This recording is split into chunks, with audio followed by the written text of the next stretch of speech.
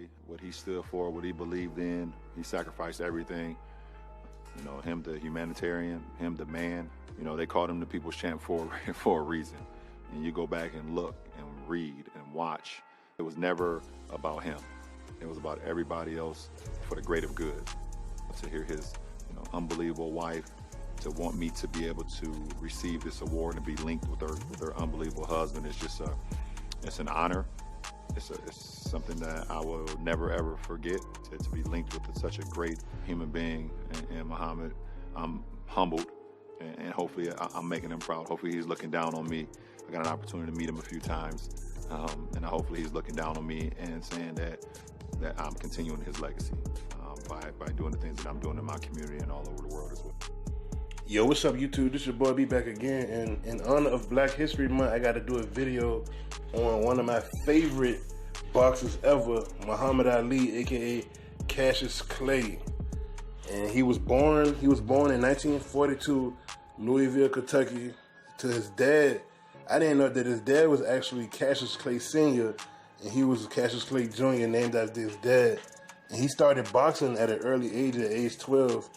And at age 18, that's when he started being great at boxing, and he actually was in the Summer Olympics. And in 1960, that's when he actually started his professional career as a boxer. He was a trash talking, loudmouth, but could back it up. Everybody should know one of his most famous quotes ever: "Float like a butterfly, sting like a bee." And he got plenty of quotes.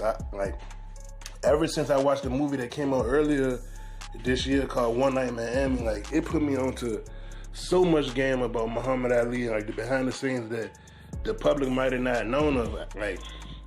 He had an interesting friendship with Malcolm X, Sam Cooke, and Jim Brown, and those four together was just talking about the civil rights movement in the early 60s.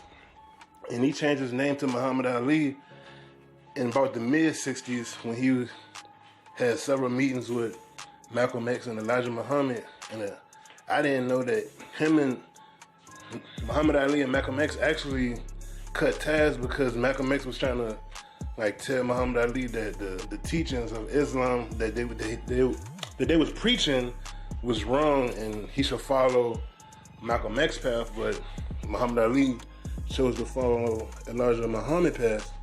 And Malcolm X actually spoke on it. Muhammad Ali actually spoke on it years later, saying that he regret turning his back on Malcolm X.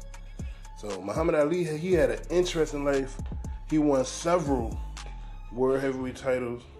He defended his title several times, including beating Joe Frazier. Honestly, it's a lot of the old boxers back in the day. I'm not really familiar with their names, but George Foreman, he was one of them. But he just had an exciting boxing career. I was born in 92, so I'm kind of young as far as growing up on this boxing, but I pretty much is a big fan of it. And of course he developed Parkinson. It was he was actually diagnosed with it in 1984, and that kind of took a toll of his life in his later years. But he actually was involved in so many things after boxing, just making appearances. But he had an amazing boxing career. He actually got financial problems, which made him box longer than he usually would.